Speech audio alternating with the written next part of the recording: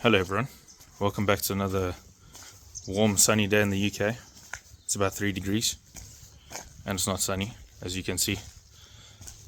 Currently just pulled up to a client. I'll show you. I'm going to do a vacuum of a septic tank. Tank's currently quite full. I'd say slightly higher than the level it should be. I've already opened the tank. It was under this cover, so popped this wooden thing back, popped the lid open, and that's what we got.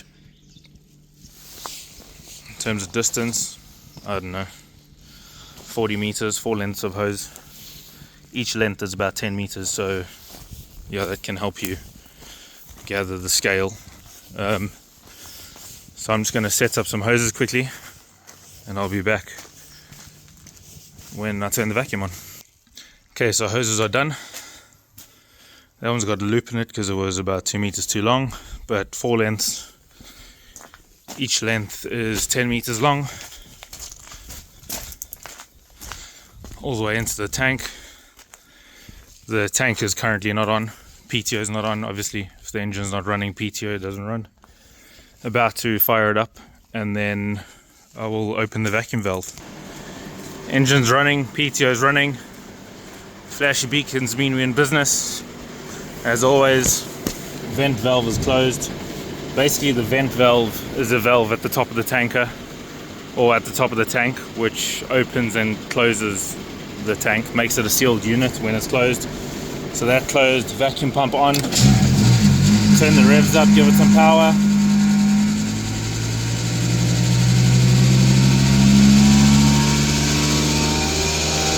Start building vacuum. Ready to roll.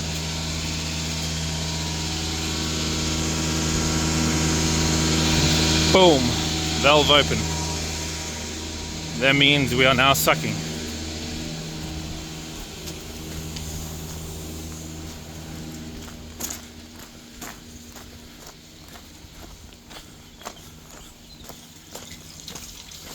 Goes down quick.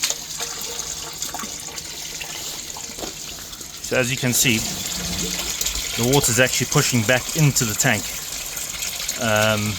That there goes to the soak away in the field. Obviously it's UK, we've had a lot of rain lately, ground is pretty wet, so water is now going back in through the soak away through the tank. The bit of water that you see on the surface here is not actually the water in the tank. There's a divide over here, and it goes down there. This part goes about 3 meters deep, so you can see the waste pushing in through there. Yummy. They had a blockage. Now we're cooking on gas. Don't know how well you can see that flowing there, but now that line is clear, so that's the reason I'm here. They had a blockage, toilets weren't flushing well, and it's obviously because the tank was so full the waste couldn't move. Rainy season in the UK, ground levels get higher than normal, and yeah, so we'll vacuum this tank empty, give it a good clean, and we should be A for away.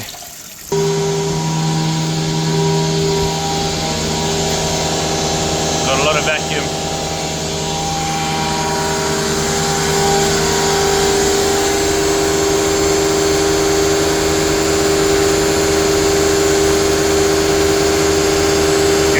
Rising slowly as we take on liquid on board.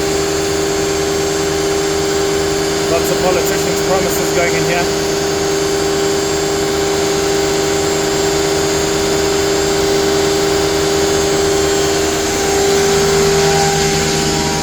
Won't take long.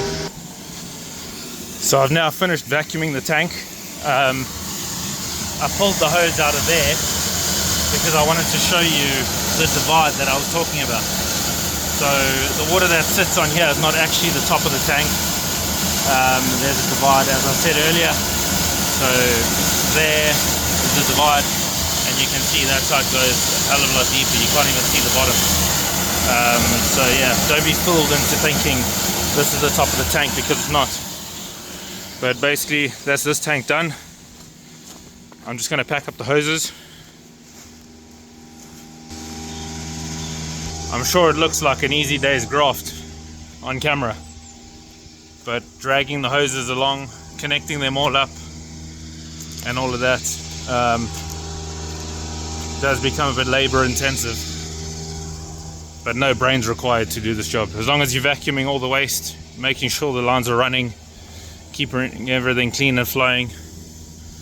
The hardest part's probably just the responsibility of driving. Obviously we're on tachograph as well, so got to watch driving hours, other work hours, rest.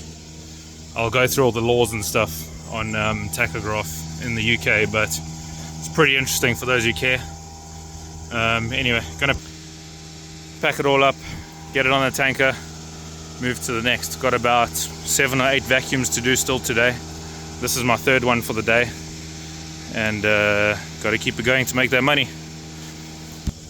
I'd hate to ask you to like and subscribe, because you should just like it anyway, and you should just subscribe anyway, but like and subscribe. See you later.